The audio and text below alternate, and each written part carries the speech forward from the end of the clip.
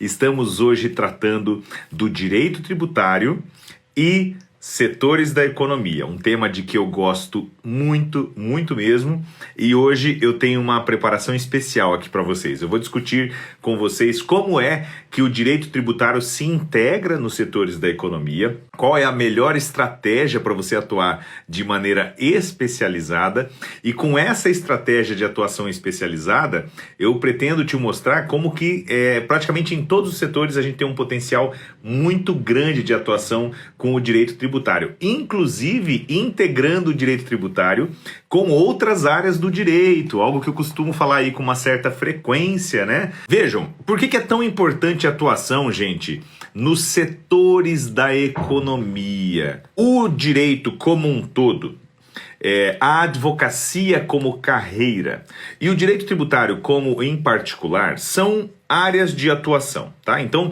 nós temos áreas de atuação que costumam ser muito frutíferas. Agora, não se esqueça, pessoal, não é à toa que nós precisamos ter o enfoque nas soluções para o cliente. Afinal de contas, quem resolve tudo para nós, inclusive quem nos dá a sustentabilidade do negócio, são os nossos clientes. Não tem como a gente discutir isso. Então, é o cliente que nos dá a sustentabilidade do negócio. Justamente por isso, gente, que nós precisamos sempre ter o foco nas necessidades do cliente. Nada mais. E eu vou falar a verdade para vocês, gente. Eu sei que é uma verdade cruel, mas é a verdade. Do ponto de vista do cliente, ele quer que se foda se você é doutor em Direito Administrativo pela USP. Ele não quer saber. O cliente quer saber o seguinte: olha, eu tenho uma fábrica, estou inserido na indústria metalúrgica. Você resolve os problemas da indústria metalúrgica? Se sim, tá dentro. Se não, tchau. Essa é a verdade, gente. A Suiane já mandou a contribuição dela e falou aqui o seguinte, ó. É mais interessante definir áreas como simples, nacional ou planejamento tributário, etc. Visão interessante, Suiane. Então, como que eu chamo isso, tá? Eu chamo isso de portfólio. Tá? Então aí nós não estamos falando das áreas em que você atua, mas sim do seu portfólio de serviços, tá? Nós, no escritório eu tenho isso, nós temos um portfólio de 10 serviços que nós prestamos. Então você vai ter lá no seu escritório produtos e serviços que você presta aos clientes, tá? Então, por exemplo, planejamento tributário é um dos serviços que você tem no seu portfólio, né? Atuação em empresas do Simples Nacional, aí já estamos falando de setor da economia, tá? Então, questão muito importante, tá? Então vamos lá, ó, primeiro ponto aqui foi mandado pelo Vinícius, construção civil, área fantástica para você atuar em matéria tributária, principalmente porque em matéria de construção civil nós estamos para ter uma mudança muito grande do ponto de vista tributário, tá? Nós temos uma questão muito importante, que é a seguinte: quando nós falamos de atividade de construção civil, e essa atividade de construção civil é uma empreitada global, ou seja, aquele prestador de serviços de construção civil, ele fornece os materiais e a mão de obra para terminar aquela obra, nós temos um cenário em que necessariamente você vai ter uma prestação de serviços com insumos. Tá? Temos aqui uma prestação de serviços com insumos. Tem vários impactos do ponto de vista comercial, então para as construtoras é mais inteligente atuar dessa maneira. Tem vários impactos do ponto de vista civil, então, por exemplo, se a construtora atua dessa maneira, ela tem que dar aquela garantia de 5 anos. Então vejam que atuar dessa maneira tem vários impactos do ponto de vista global do negócio construção civil. E o principal impacto que nós temos do ponto de vista tributário é o seguinte: o ISSQN incide sobre o valor total do serviço. É isso que está previsto lá na Lei Complementar 116. A base de cálculo do tributo no ISSQN é o valor total do serviço. Não é só valor de mão de obra. Tá? Só se pode descontar do serviço aqueles materiais que estejam expressamente previstos na lista anexa da Lei Complementar 116. E quais são os únicos materiais que estão previstos na lista anexa da Lei Complementar 116? são os materiais fornecidos pelo próprio prestador de serviços de construção fora do canteiro de obras, mais uma vez. Então, quais são os únicos materiais que não estão sujeitos à incidência do ISSQN?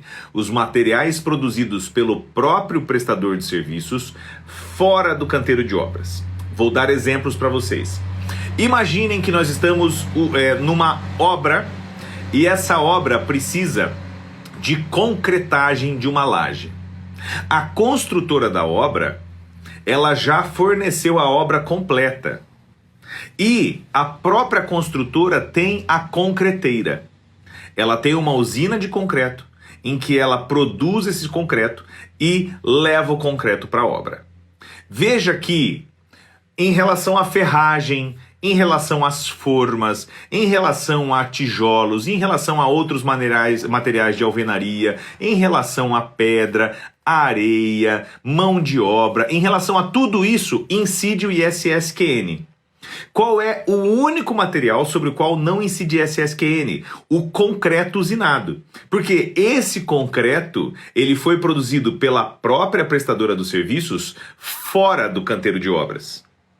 E vocês falam assim, pô, professor, mas por que não incide ISSQN sobre esse material? Porque incide o ICMS, gente. Então, não bobeiem. Muita gente fica pensando, nossa, é uma vantagem não incidir o ISSQN sobre os materiais da construção civil. Não é, é uma desvantagem. Por quê? Se não incide o ISSQN, incide ICMS. Uma puta oportunidade de trabalhar com as construtoras, tá? Então vejam, tem muita gente aqui que trabalha com construção civil, tem muita gente que trabalha com direito imobiliário e é muito importante que vocês façam essa integração com o direito tributário. Olha comigo, gente. Casos em que isso acontece, construtoras que têm concreteira, construtoras que também fazem pré-moldados, porque os postes de pré-moldado, a estrutura de pré-moldado é fabricada pela própria empresa produtora, prestadora dos serviços, fora do canteiro de obras. Então o pré-moldado ele é vendido como mercadoria, paga ICMS. E todos os outros materiais estão na base de cálculo do ISSQN, tá? Eu já vou falar para vocês do que nós temos de precedentes nesse sentido. Outro exemplo, pessoal que faz asfalto, pavimentação asfáltica, tá? Com o famoso CBUQ, que é o concreto betuminoso usinado quente, é um tipo de mercadoria sobre a qual também incidem tributos. Então, o concreto betuminoso usinado quente, que é aquele caminhão de concreto que vai com uma chama, já viram isso? Quando vai concretar com uma chama, porque ele tem que ir quente todo o período, senão ele endurece quando ele esfria. Esse concreto betuminoso usinado quente, que é aquele asfalto quente, ele necessariamente tem que ser produzido fora do local da prestação de serviços, fora do local de pavimentação. Como ele é produzido fora do local de pavimentação, ele é uma mercadoria produzida pelo próprio prestador de serviços fora do canteiro de obras. Não incide ISSQN sobre essa mercadoria, incide ICMS. Aí vocês me falam, professor, mas tudo isso aí que você está falando é uma besteira, professor. Porque, na verdade, se você for ver os precedentes do ICMS, do STF, você vai ver que o STF diz que não incide ISSQN sobre os materiais, somente sobre a mão de obra na construção civil. Tá bom. Ah, professor, mas veja que, na verdade, se eu for no município, o município desconta lá uma porcentagem da base de cálculo nas obras de construção civil para que a base de cálculo do ISSQN seja menos do que o valor total da obra, para descontar os materiais. Olha que coisa, gente. Sabe de onde que eu estou tirando tudo isso que eu falei aqui para vocês? Artigo 3º do Código Tributário Nacional. O artigo 3º do Código Tributário Nacional nos diz o seguinte, ó: tributo é uma prestação pecuniária compulsória instituída por lei, é o quarto elemento, tá? Compulsório é o primeiro elemento. Instituído por lei, quarto elemento, e cobrado numa atividade administrativa plenamente vinculada. Ou seja, tributo devido não pode ser dispensado, da mesma maneira como o tributo indevido não pode ser cobrado. Portanto, se nós temos um tributo, gente, que incide sobre um serviço, que é o caso da construção civil, esse tributo que incide sobre esse serviço, ele deve ser cobrado obrigatoriamente nos termos da lei, não tem margem de decisão. Eu vou dar um exemplo para vocês. O município de Maringá, aqui onde eu moro, tem uma dedução de base de cálculo. Então deduz que a base de cálculo para fins de SSQN é, sei lá, 60% do valor da obra. Ou até menos, 40% do valor da obra. Deduzindo que o resto é mercadoria. Mas, gente, quando você vai no dentista, o dentista te emite uma nota fiscal, ó, essa obturação aqui foi R$200. Mas eu vou te emitir uma nota fiscal de 150, porque os outros 50 foi o amálgama, foi a resina que eu pus no seu dente? Não! Os insumos têm que estar na base de cálculo. Sabe por quê, gente? Ó, agora eu vou dar a cereja do bolo para vocês. É possível você prestar um serviço, vender qualquer coisa para a pessoa sem nota fiscal? Não. Portanto, se você emitiu uma construção de R$1 milhão, você usou como base de cálculo do ISSQN R$400 mil, dizendo que o resto foi material, sabe o que pode e vai acontecer? Porque está acontecendo agora, está indo agora para os tribunais superiores, gente. O Estado vai vir e lançar ICMS sobre esses 60%. Porque se você diz que aquilo não entra na base de cálculo do serviço, então é uma mercadoria que você está entregando. Faz sentido quando eu falo isso para vocês? E olha, gente, se o ICMS incidir, como de fato vai incidir em todos esses casos, gente, vai ser um desastre para as empresas. Sabe por quê? Qual que é o tributo que vocês acham que tem a alíquota mais alta? ISSQN, que é de 2% a 5%, ou o ICMS, que costuma começar no 7%? Pronto, tá dada a resposta, tá? O ICMS é muito mais caro do que o ISSQN. Então é um erro estratégico gravíssimo das empresas achar que está tendo alguma vantagem pagar o ISSQN numa base de cálculo reduzida. Eu sempre falei isso e eu sempre falei, gente, não se esqueçam, ó, outro ponto básico do direito tributário, tá? O direito tributário tem fontes determinadas. Está lá no artigo 96 do Código Tributário Nacional. É o conceito de legislação tributária. Então, o que entra no conceito de legislação tributária e, portanto, são fontes do direito tributário? Lei, tratados e convenções internacionais, decretos e normas complementares. Isso aqui, então, são as fontes do direito tributário. Jurisprudência é fonte do direito tributário? Não. Doutrina é fonte do direito tributário? Não, porque direito tributário é fácil demais, gente. Tem uma lista das fontes, está no artigo 96.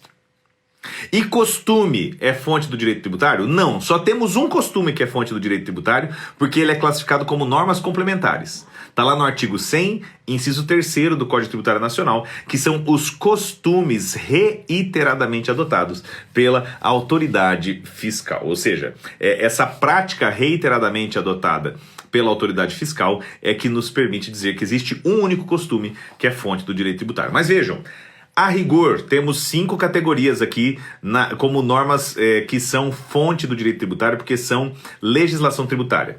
A lei, em sentido estrito, tratados e convenções internacionais, decretos e normas complementares. Portanto, gente, prestem atenção. Qual é a utilidade da jurisprudência e da doutrina, ou seja, de precedentes e da literatura para fins de interpretação? É facilitar a compreensão. Doutrina e jurisprudência não modificam o direito tributário. Por quê? Porque o artigo 3º do Código Tributário Nacional diz expressamente: tributo é instituído por lei e é cobrado em atividade administrativa plenamente vinculada. Plenamente vinculada, tem que cumprir a lei, não pode descumprir a lei. Vou dar um exemplo para vocês e depois eu volto aqui no caso do ICMS da construção civil. Exemplo que eu vou dar para vocês. O IPVA incide sobre a propriedade de veículos automotores, não é verdade? Veículos automotores abrangem automóveis, sim, caminhões, tal. Veículo automotor abrange aviões. Veículos automotores abrangem embarcações. A não ser que seja um barco a remo, ou aquela pranchinha de natação que você vai batendo o pé atrás assim, a não ser que seja isso, gente, barco é um veículo a motor, ele é automotor. E o avião? Vai todo mundo pedalando igual nos Flintstones assim, para bater uma hélice lá atrás? Não, né, gente? Tem uma turbina naquela porra lá, então o avião também é veículo automotor.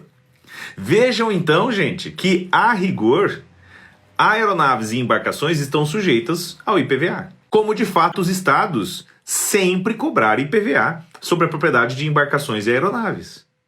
Só que o que aconteceu?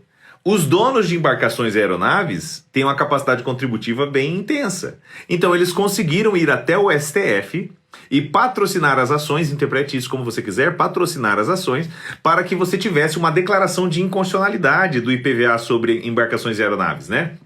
O STF decidiu assim, olha, na verdade, né, o IPVA é herdeiro da tradição da taxa rodoviária que veio lá da Constituição de 1946 e, portanto, a taxa rodoviária incidia só sobre veículos automotores terrestres. Então não há dúvidas de que o IPVA da Constituição de 88 só incide sobre veículos automotores terrestres. Bom, gente, que conversa é essa, né? Que conversa é essa? Mas tudo bem, tá? E aí, gente, a partir do próximo ano, os fiscais tributários dos estados pararam de lançar o IPVA sobre aeronaves e embarcações? Não. Sabe por quê? Um julgado do STF muda a lei? Não muda. Um julgado do STF é um julgado. E fonte do direito tributário é a legislação tributária. Lei, tratados e convenções internacionais, decretos e normas complementares. Se nós temos uma decisão do STF, ela não tem que ser cumprida? Tem. Só que a cobrança do IPVA, o lançamento do IPVA, é plenamente vinculado. Se a lei do Estado diz aeronaves e embarcações, tem que cobrar. Cobra, lança, depois o cara vai recorrer para o STF. No outro ano faz o quê? Cobra, lança, o cara recorre para o STF, o problema é dele. Sabe quando que os fiscais tributários pararam de lançar o IPVA sobre aeronaves e embarcações? Quando foi mudada a legislação estadual sobre o IPVA. Por quê? Quando mudou a lei e colocou lá só veículos automotores terrestres, aí sim existe uma autorização para não cobrar. Vejam que aqui no caso do ISSQN é a mesma coisa, com um agravante. Os julgados do STF, que não são fontes do direito tributário, tá? Os julgados do STF que dizem que não incide o ISSQN sobre os materiais utilizados na construção civil, são julgados de processos antigos, anteriores à Lei Complementar 116, que é de 2002. Então vejam, a Lei Complementar 116 é de 2002, tem 20 anos, parece muita coisa, mas é pouco em termos históricos, gente. Muitas vezes um caso demora bem mais de 20 anos para chegar no STF. Então vejam que a maior parte dos casos que estão no STF não se referem à Lei Complementar 116, mas sim à legislação anterior em matéria de ISSQN, que eu não sei que lei que é, não sei o número, mas é uma lei anterior. Então essa lei anterior poderia até falar que não incidiria o ISSQN sobre os materiais na construção civil, mas a lei atual não fala. E o pessoal aplica sem sequer ler o julgado, aplica posicionamento do STF, né, que é referente a uma outra lei, que nem se aplica à lei atual, a lei mudou, gente. Portanto, se você quer fazer um trabalho de qualidade para o seu cliente da construção civil, sabe o que você faz? Você demonstra para o seu cliente que sai mais barato pagar o ISSQN sobre o valor total da obra do que pagar o ISSQN só sobre 40%, 50% do valor da obra e ficar sujeito a uma autuação do ICMS em relação ao resto. Por quê? Porque o ICMS é muito mais caro, primeiro ponto, que o ISSQN. E segundo ponto, porque o ICMS não foi declarado pela construtora. E se o ICMS não foi declarado pela construtora, estamos falando de sonegação fiscal. Se o fisco considerar que isso é fraude, incide multa de 220%. Ou seja, você vai triplicar a dívida do cliente. Beleza, gente? Então vamos lá, ó. Planejamento tributário, tributação em empresas que são distribuidoras de medicamento. Então vejam, questão importante, pessoal. Existia, na verdade existe ainda na minha opinião, mas na opinião do fisco não.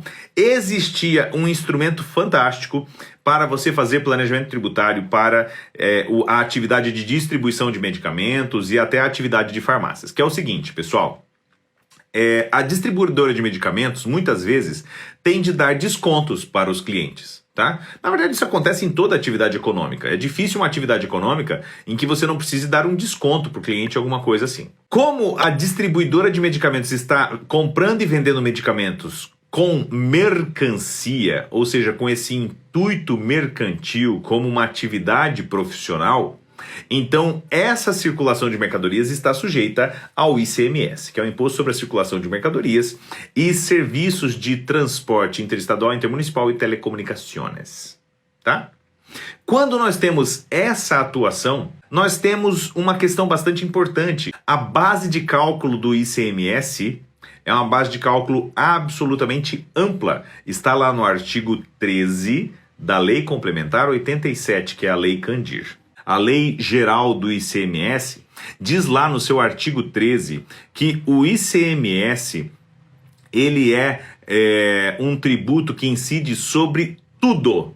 Quando nós temos no ICMS a base de cálculo, ela deve incluir a própria mercadoria, obviamente, valor do frete da mercadoria, seguros, outras despesas diretas e indiretas, o próprio tributo. O próprio ICMS entra na base de cálculo, é o famoso cobrado por dentro, e também os descontos. Então, descontos condicionais que tenham sido dados no preço da mercadoria entram na base de cálculo do ICMS, tá? Aí você fala, porra, professor, mas isso é uma injustiça, tá? E eu tenho esse livro aqui, tá?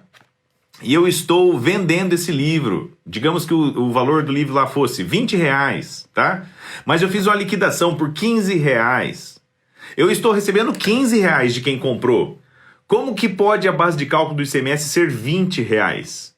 Por quê, gente?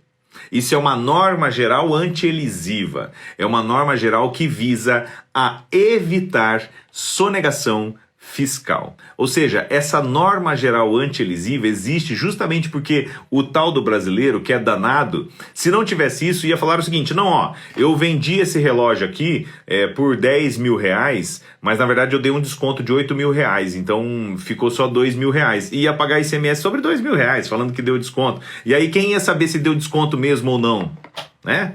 O cara não pagava pelo Pix. Então vejam que aqui nós temos um campo muito grande para sonegação, por isso que entra na base de cálculo do ICMS o desconto que seja dado. Como que você fazia na distribuidora de medicamentos para resolver isso? Você fazia uma bonificação em mercadorias, ou então dava brindes, tá? Porque é o seguinte, sobre a doação não incide ICMS. Então eu posso falar o seguinte, ó, eu vou te mandar, o cliente está comprando 10 unidades desse livro e ele pede desconto. Se o cliente comprou 10 unidades desse livro e pede desconto, um desconto de 20%, se eu der esse desconto, por mais que eu tenha dado desconto e só vá cobrar 80%, o ICMS incide sobre o 100%. Agora, se eu vender para o cliente 8 unidades e eu der para o cliente como bonificação mais 2 unidades, essas 2 unidades para as quais eu emiti uma nota fiscal de bonificação em mercadorias, elas, na verdade, não estão na base de cálculo do ICMS. Percebem? Existe alguma ilegalidade nisso? Não. Isso é planejamento tributário, gente. Tá? Isso é elisão fiscal. Desde que você faça isso de uma maneira preventiva e sem fraudes, porque dar brinde para os seus clientes não é fraude. Você simplesmente, em vez de dar desconto no preço, cobra o preço cheio, mas dá brindes. Isso pode ser feito? Sim. Bonificação em mercadorias pode ser feito? Sim. Qual que é o problema, gente? O problema é que o fisco não gosta muito de planejamento tributário, tá? Isso é uma visão de insider que eu passo aqui para vocês. O fisco não gosta muito de planejamento tributário. A ideia do fisco é que você pagasse tributo cheio, de preferência o tributo a mais do que o devido, tá? Só que já é reconhecido, gente, pelas cortes superiores que o planejamento tributário não está errado, tá? Então não existe problema em planejamento tributário. O que não impede o fisco de criar leis que tornem o planejamento tributário ilegal, aquela medida ilegal. E foi o que aconteceu com a bonificação em mercadorias, gente. Então o que está acontecendo, inclusive eu tenho umas 2 ou 3 defesas no escritório sobre isso, é que as empresas estão recebendo autuações em matéria de bonificação em mercadorias. Então, principalmente as distribuidoras de medicamentos estão sendo autuadas porque elas deram bonificação em mercadorias e essa bonificação em mercadorias não estava sujeita ao ICMS. Portanto, hoje nós temos um campo gigantesco para atuar nesse sentido. Vejam, existia uma consulta sobre isso antes? Não. Se não existia uma consulta sobre isso antes, existe um posicionamento vinculante da Fazenda? Não. Se não existe um posicionamento vinculante da Fazenda, é lícito que você faça a interpretação da norma tal como ela está escrita? Sim. Existe alguma ilicitude em ter dado bonificações de mercadorias? Não. O fisco pode cobrar os últimos 5 anos, que é o que o fisco está fazendo? Não pode. O fisco até pode, daqui para frente, né? Como a norma é interpretativa, daqui para frente ele pegar e aplicar. Mas daí para trás não. Percebam que isso é uma questão importante de fontes do direito tributário, tá? E uma questão importante sobre competência. Sempre é o básico. Sempre é o básico que resolve os casos, tá? O fruto do raciocínio do básico é que é, entre aspas, a tese, tá? Vejam, eu até posso vender para vocês, tese de defesa para as empresas que foram autuadas, né, distribuidoras de medicamentos que foram autuadas por ter dado bonificação em mercadorias, tá? Você até poderia pegar e falar, isso é uma nova tese. É verdade? Não. Na verdade, isso é a aplicação do básico ao fato. Você precisa entrar com uma ação judicial? Não. Você deve entrar com uma ação judicial? Não. Isso aqui deve ser arguido no âmbito administrativo. Sabe por quê, gente? Primeiro, o processo administrativo fiscal é muito rico e você pode conseguir grandes medidas. Eu já tive, por exemplo, em processo administrativo fiscal, cliente que foi desclassificado do Simples e não tinha como salvar. Só que o fisco estava cobrando os últimos 11 anos. A gente conseguiu o reconhecimento administrativo de 6 anos. Então, 6 anos de 5, mais da metade da dívida, a gente quebrou administrativamente. Então, isso acontece bastante. Quanto mais nesse caso aqui, tá? Que o planejamento era legítimo. Ainda por cima, quando a gente faz o questionamento administrativo, reclamações ou recursos administrativos, nós estamos falando de um cenário em que a discussão envolve a suspensão de exigibilidade do crédito tributário. Isso é muito importante, gente, tá? Muito importante. Então, ocorre a suspensão de exigibilidade do crédito tributário. Enquanto estiver pendente de julgamento o recurso ou a reclamação administrativa, nos termos lá do artigo 151, inciso 3º do Código Tributário Nacional, enquanto estiver pendente a reclamação ou recurso administrativo, o fisco não pode tomar ações constritivas. Portanto, enquanto estiver pendente de julgamento, o fisco sequer pode ingressar com ação de execução fiscal. Se ele entrar com ação de execução fiscal, você já apresenta que tem recurso pendente e é suspenso imediatamente. Vejam, não é uma liminar judicial. É um direito potestativo do sujeito passivo. Tá? Queridos, foi muito bom estar aqui com vocês hoje.